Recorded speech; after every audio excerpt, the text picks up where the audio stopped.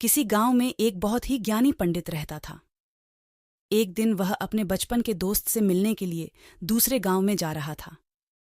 उसका वह दोस्त बचपन से ही गूंगा और एक पैर से अपाहिज था। इस पंडित के गांव से उसके दोस्त का घर काफी दूर था। वहां जाने के लिए बीच बीच में कई छोटे छोटे गांव पड़ते थे। पंडित रास्ते में अपनी धूम में चला जा रहा था। चलते समय उसकी मुलाकात एक व्यक्ति से होती है। वह भी पंडित के साथ साथ चलने लगता है। उस आदमी को देखकर पंडित बहुत खुश हो जाता है। उसने सोचा, चलो अच्छा हुआ, साथ साथ चलने से उसका सफर आसानी से कट जाएगा। बात की शुरुआत करने के लिए उस पंडित ने उस व्यक्ति से उसका नाम पूछा तो उसने अपना नाम धर्मराज बताया। पंडित को यह नाम कुछ अजीब सा लगा, लेकिन उसने नाम के विषय में कुछ और पूछना उचित नहीं समझा। दोनों धीरे धीरे साथ में चल रहे थे। तभी रास्ते में एक गांव आता है। गांव का प्रवेश द्वार आते ही धर्मराज ने पंडित से कहा, तुम आगे चलो, मुझे इस गांव में एक काम है, मैं तुमसे आगे मिलता हूं। पंडित ने कहा, ठीक है। वह आगे रास्ते में चल देता है। कुछ देर बाद उस गांव में खबर फैली कि एक व्यक्ति को सांड ने अपनी सींग में फंसाकर मार दिया है। जैसे ही सांड ने उस व्यक्ति को मारा, ठीक कुछ ही देर में धर्मराज पंडित के पास में आ गया। फिर दोनों चलना शुरू कर देते हैं और चलते चलते एक दूसरे गांव के द्वार पर पहुंच जाते हैं। उस गांव के बाहर एक बड़ा और विशाल मंदिर बना हुआ था। वहां पर आराम करने की सुविधा काफी बढ़िया लग रही थी। पंडित के दोस्त का घर अभी वहां से दूर था और रात भी होने वाली थी। तो पंडित ने धर्मराज से कहा, रात होने वाली है, पूरे दिन चलते चलते थक भी चुके हैं और भूख भी लग रही है, तो यहाँ पर भोजन करके हम यहीं पर विश्राम कर लेते हैं। फिर सुबह कर समय आराम से यात्रा जारी करेंगे। धर्मराज ने कहा, ठीक है, मुझे इस गांव में किसी को कुछ जरूरी सामान देने जाना है। तुम भोजन करके आराम करो, मैं बाद में आकर भोजन कर लूंगा। इतना कहकर वह वहां से चला जाता है। लेकिन उसके जाते ही कुछ देर बाद धुआं उठता हुआ दिखाई देता है और देखते ही देखते पूरे गांव में आग लग जाती है। पंडित ने हैरानी से सोचा कि यह धर्मराज जहां भी जाता है वहां कोई ना कोई अनहोनी जरूर हो जाती है। कुछ तो गड़बड़ है इस व्यक्ति में। लेकिन पंडित इस बार आगे एनहिचाई गया। वही खड़ा होकर धर्मराज को देखता रहा कि वह कहाँ जा रहा है और क्या करता है। तभी थोड़ी देर बाद लोगों की आवाज सुनाई देने लगी कि एक व्यक्ति को सांप ने काट लिया और उसकी मृत्यु हो गई। ठीक उसी समय धर्मराज फिर पंडित के पास पहुंच गया। लेकिन इस बार पंडित से रहा नहीं गया और उसने धर्मराज से पूछ लिया कि तुम जिस भी गांव में जाते हो वहां कोई ना कोई अनहोनी जरूर हो जाती है। क्या तुम बता सकते हो ये ऐसा क्यों हो रहा है? धर्मराज ने कहा, पंडित जी, आप तो बहुत ज्ञानी मालूम पड़े थे, इसलिए मैं आपके साथ चलने लगा था, क्योंकि ज्ञानियों के साथ बहुत अच्छा होता है। परंतु आप अभी तक समझ नहीं पाए कि मैं कौन हूं। पंडित ने कहा, मैं समझ गया हूं, लेकिन मुझे कुछ शंका है। अगर आप ही अपना उपयुक्त परिचय दे दें तो मेरे लिए आसानी होगी। तब धर्मराज ने जवाब दिया कि मैं यमदूत हूं और यमराज की आज्ञा से उन लोगों के प्राण हरण करता हूं जिनकी उम्र पूरी हो चुकी है। हालांकि पंडित को पहले से ही इस बात की आशंका थी। फिर भी धर्मराज के मुंह से यह बात सुनकर वह घबरा गया। लेकिन वह हिम्मत करके पूछता है कि अगर तुम सच में यमदूत हो तो मुझे बताओ, अगली मृत्यु किसकी है? धर्मराज ने जवाब दिया, अगली मृत्यु तुम्हारे उसी मित्र की है जिससे तुम मिलने जा रहे हो, और उसकी मृत्यु का कारण भी तुम ही बनोगे। यह बात सुनकर पंडित सहम गया और सोच में पड़ गया कि सच में यह धर्मराज यमदूत हुआ तो इसकी बात भी सच होगी और उसके कारण मेरे बचपन के सबसे अच्छे मित्र की मृत्यु हो जाएगी। तो सबसे अच्छा तो यही होगा कि मैं अपने मित्र से मिलने ही ना जाऊं। कम से कम मैं उसकी मृत्यु का कारण तो नहीं बनूंगा। धर्मराज ने मुस्कुराते हुए कहा, तुम जो सोच रहे हो सब मुझे पता है, मगर तुम्हारे अपने मित्र से मिलने न जाने से नियति नहीं बदल जाएगी। तुम्हारे मित्र को मृत्यु तो निश्चित है और वह अगले कुछ ही पलों में घटित होने वाली है। महाकाल के मुंह से ऐसी बात सुनकर पंडित को झटका लगा, क्योंकि महाकाल ने पंडित की मन की बात पढ़ ली थी, जो कि एक सामान्य व्यक्ति के लिए संभव नहीं है। अब पंडित को विश्वास हो गया कि यह धर्मराज सचमुच में यमदूत है। जब पंडित को यह पूर्ण विश्वास हो गया कि धर्मराज ही यमदूत है, तो वह घबरा गया। वह अपने मित्र की मृत्यु का कारण नहीं बनना चाहता था। इसीलिए वह पलटकर अपने गांव की तरफ वापस जाने लगा। लेकिन जैसे ही पंडित वापस जाने के लिए मुड़ा, उसने देखा उसका मित्र तेजी से उसकी तरफ चला आ रहा है, जो कि पंडित को देखकर अत्यंत प्रसन्न दिखाई पड़ रहा था। अपने मित्र की आने की गति को देखकर पंडित को ऐसा लगा कि जैसे उसका मित्र काफी देर से उसका ही पीछा कर रहा है, लेकिन वह बचपन से ही गूंगा और एक पैर से लगड़ा भी था। इसलिए ना तो वह पंडित को आवाज देकर रोक पाया था और ना ही उस तक पहुंच पा रहा था।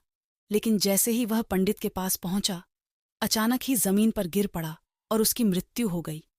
पंडित हक्का बक्का होकर धर्मराज की ओर देखने लगा, जैसे कि वह पूछना चाह रहा हो कि आखिर क्या हुआ। धर्मराज पंडित के मन में उठ रहे प्रश्नों को समझ गया और बोला, तुम्हारे मित्र ने पिछले गांव में ही तुम्हें देख लिया था और वो वहीं से तुम्हारा पीछा कर रहा था, लेकिन गूंगा और लगड़ा होने की वजह से वह तुम तक नहीं पहुंच पाया। उसने अपनी पूरी ताकत लगाकर तुम तक पहुंचने का प्रयास किया, लेकिन बुढ़ापे में बचपन जैसी ताकत नहीं होती। इसलिए हार्ट अटैक होने के कारण उसकी मृत्यु हो गई, क्योंकि वह तुमसे मिलने के लिए अपनी सीमाओं को तोड़कर तुम्हारे पीछे भाग रहा था। इसीलिए अपने मित्र की मृत्यु का कारण भी तुम ही कहलाओगे। अब पंडित को विश्वास हो गया कि धर्मराज एक यमदूत है और उसका कार्य जीवों के प्राण हरना है। लेकिन पंडित एक ज्ञानी व्यक्ति था। वह यह भी जानता था कि मृत्यु पर किसी का वंश नहीं है, सबको एक ना एक दिन मरना ही है। यही सोचकर उसने अपने आप को संभाल लिया। लेकिन अचानक ही पंडित के मन में अपनी मृत्यु के बारे में जानने की इच्छा हुई। इसलिए उसने धर्मराज से पूछा कि जब मृत्यु मेरे दोस्त की होनी थी, तो तुम शुरू से ही मेरे साथ क्यों चल रहे थे? यह प्रश्न सुनकर धर्मराज जोर से हंसा और बोला, मैं तो हर पल हर क्षण सभी के साथ चलता हूं, किंतु लोग पहचान नहीं पाते हैं, क्योंकि लोगों के पास अपनी समस्याओं के अलावा किसी और व्यक्ति, वस्तु या घटना के बारे में सोचने समझने या उसे देखने का समय नहीं ही होता है। पंडित ने कहा, तो तुम क्या यह बता सकते हो कि मेरी मृत्यु कब, कहाँ और कैसे होगी? महाकाल ने कहा, हालांकि किसी सामान्य जीव के लिए अपनी मृत्यु का जानना ठीक नहीं है, क्योंकि कोई भी जीव हो वो अपनी मृत्यु के बारे में जानकर बहुत दुखी हो जाता है। हालांकि तुम ज्ञानी व्यक्ति मालूम पड़ते हो और तुम जिस तरीके से अपने मित्र की मृत्यु को सहन कर लिया है, उसे देखकर लगता है कि तुम अपनी मृत्यु के बारे में जानकर भी दुखी नहीं होंगे। तो तुम्हारी मृत्यु आज से ठीक 6 महीने बाद आज ही के दिन किसी दूसरे राज्य में फांसी लगने से होगी। और सबसे हैरानी की बात तो यह होगी कि तुम स्वयं ही खुशी से उस फांसी को स्वीकार कर लोगे। इतना कहकर धर्मराज वहां से चला गया, क्योंकि अब धर्मराज के पास पंडित के साथ चलने का कोई कारण नहीं था। इसके बाद पंडित ने अपने मित्र के शरीर का अंतिम संस्कार किया और यथाशक्ति उसके क्रियाकर्म करके अपने गांव वापस आ गया। लेकिन कोई व्यक्ति कितना ही ज्ञानी क्यों न हो, अपनी मृत्यु के बारे में जानकर दुखी तो होता ही है और मृत्यु से बचने का कोई न कोई उपाय तो खोजता ही है।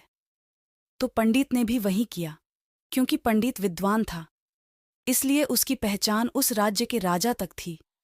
पंडित ने सोचा कि राजा के पास तो कई सारे ज्ञानी मंत्री हैं, वो मेरी मृत्यु से संबंधित समस्या का कोई न कोई समाधान निकल लेंगे। पंडित यह सब सोचता हुआ राज दरबार में पहुंचा और राजा को सारी घटना के बारे में बताता है।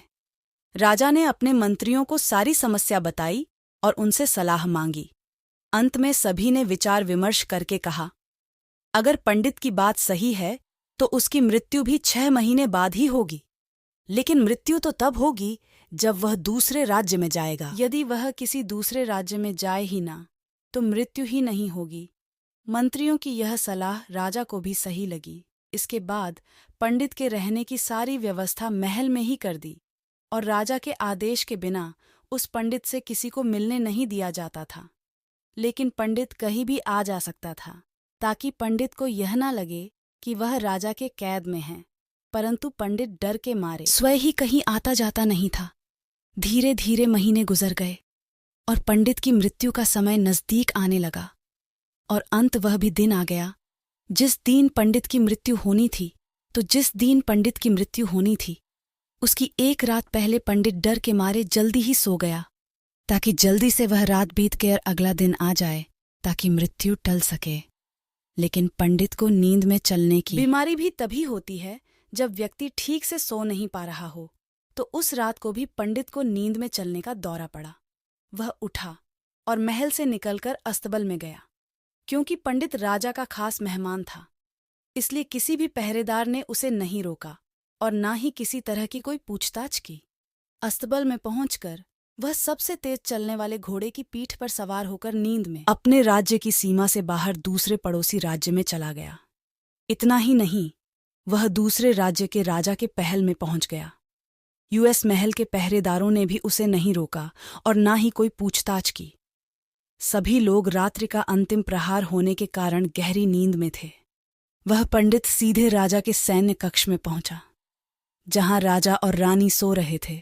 वह पंडित भी जाके सो गया। सुबह हुई तो राजा ने पंडित को रानी के बगल में सोया हुआ देखा तो बहुत क्रोधित हो गया। राजा ने पंडित को कैद करने का आदेश दिया। पंडित गिरफ्तार हो गया, लेकिन पंडित तो भौचक्का था। उसे तो कुछ समझ नहीं आ रहा था कि आखिर वह दूसरे राज्य में और राजा के सैन्य में कैसे पहुंचा। लेकिन वहां उसकी ये सुनने वाला कोई नहीं था। राजा ने पंडित को दरबार में पेश करने का आदेश दिया। कुछ देर बाद उस पंडित को दरबार में लाया गया। पंडित को देखते ही राजा इतना आग बबूला हो गया कि उसे फांसी पर चढ़ा देने का हुक्म सुना दिया। फांसी की सजा सुनकर पंडित कांप गया, लेकिन फिर भी थोड़ी सी हिम्मत जुटाकर राजा से बोला, महाराज, मैं नहीं जानता कि मैं राजमहल तक कैसे पहुंचा। मैं यह भी NHI जानता हूं कि आपके सैन्य कक्ष तक मैं कैसे आया और आपके महल के किसी पहरेदार ने मुझे रोका क्यों नहीं। लेकिन मैं इतना जरूर जानता हूं कि आज मेरी मृत्यु होनी थी और वो होने भी जा रही है। राजा को यह बात थोड़ी अजीब लगी। उसने पंडित से पूछा, तुम्हें कैसे पता आज तुम्हारी मृत्यु होनी है? राजा के इस प्रश्न के जवाब में पंडित ने पिछले 6 महीने का सारा वाक्य राजा को सुना दिया और बोलो, महाराज, मेरा क्या किसी भी सामान्य व्यक्ति में इतना साहस नहीं कि वह राजा के सैन्य कक्ष में राजा की उपस्थिति में रानी के साथ सो जाए। राजा को पंडित की बात में थोड़ा तर्क दिखाई पड़ा, परंतु उसने सोचा कि यह मृत्यु से बचने के लिए धर्मराज और उसके द्वारा अपनी मृत्यु की भविष्यवाणी की कहानी बना रहा है। इसलिए राजा ने पंडित से कहा, यदि तुम्हारी बात सत्य है और आज ये तुम्हारी मृत्यु का दिन है, जैसा कि यमदूत धर्मराज ने तुमसे कहा था, तो आज तुम्हारी मृत्यु का कारण मैं नहीं बनूंगा। लेकिन यदि तुम्हारी बात झूठी निकली तो निश्चित ही आज तुम्हारी मृत्यु का दिन होगा, क्योंकि जिस राज्य से पंडित आया था उस राज्य का राजा इस राजा का मित्र था। इसीलिए इस राजा ने तुरंत अपने कुछ सैनिकों को पड़ोसी राजा के पास भेजकर पंडित की बात की सत्यता का प्रमाण मांगा। भेजे गए सैनिक शाम तक लौटे और उन्होंने राजा को बताया कि महाराज, पंडित जो कुछ भी कह रहे हैं वो अब कुछ सत्य है। पड़ोसी राज्य के राजा ने पिछले 6 महीने से पंडित के रहने की सारी व्यवस्था अपने ही महल में कर रखी थी। पंडित राजा का खास मेहमान था। कल शाम राजा आखिरी बार पंडित से उसके कक्ष में मिलते और इसके बाद यह इस राज्य में कैसे पहुंच गया इसकी जानकारी किसी को भी नहीं है। इसलिए इस राज्य के राजा के अनुसार पंडित को फांसी की सजा देना ठीक नहीं है। लेकिन राजा के सामने एक नई समस्या थी, क्योंकि उसने बिना पूरी बात जाने ही पंडित को फांसी की सजा सुना दी।